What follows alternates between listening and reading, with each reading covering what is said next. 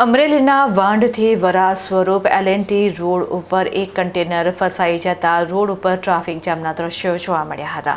સ્વાન company તેમજ અલ્ટ્રાટેક કંપનીના overloading વાહનો ચાલતા હોય જેને લઈને કાયમી ટ્રાફિકની સમસ્યા ઊભી થતી હોય છે. વાંઢ ગામના સરપંચ શામળાભાઈ રબારી દ્વારા તંત્રને રજૂઆત કરવામાં આવી હોવા છતાં પણ તંત્ર દ્વારા આજ દિન સુધી કોઈ પણ પ્રકારની કાર્યવાહી કરવામાં આવી નથી. બીજી તરફ સ્થાનિકો દ્વારા એવું પણ જણાવાયું હતું કે તંત્ર દ્વારા આ રોડની બંને સાઈડ માટીનું પુરાણ પણ કરવામાં આવ્યું નથી, જેને કારણે વાહનો ઓવરટેક કરવાના સમયે સાઈડમાં પલટી મારી જતા હોય છે, જેથી કોન્ટ્રાક્ટરની પણ બેદરકારી હોય તેવું લોકો જણાવી રહ્યા છે.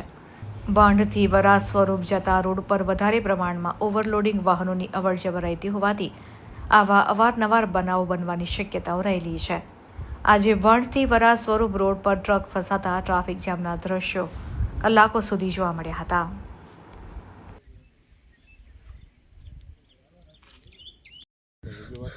વાંઢ અને વારા સ્વરૂપને જોડતો જે રસ્તો છે તે રસ્તામાં હાલ સ્વાઇનના મોટા ટ્રક જે લોડિંગ ભરેલા ટ્રક હાલે છે તે વાંઢ અને વારા સ્વરૂપના વસાડાના રસ્તા ઉપર પલટી ખાઈ ગયો છે. તે હાલનો જે રસ્તો છે તે અત્યારે તદ્દન બંધ છે અને તે અવારનવાર અહીંયા ટ્રક ફસાવા, ટ્રક પલટી ખાવા તેવા કિસ્સા બને છે અને લોડિંગ વાહન હાલે છે અને તેની રજૂઆત અવારનવાર તંત્રને કરી છતાંય કોઈ ઉકેલ આવ્યો નથી. તો જેથી કરીને અહીંયા વાંઢ વારા સ્વરૂપ જવા માટે, અલ્ટ્રાટેક કંપનીમાં જવા માટે કર્મચારીઓનો જે રસ્તો છે તે રસ્તામાં આવી અવારનવાર અગવડ પડે તો તે માટે તંત્રને કહેવું તે તાત્કાલિક ધોરણે પગલાં લે અને આનું નિરાકરણ લાવે.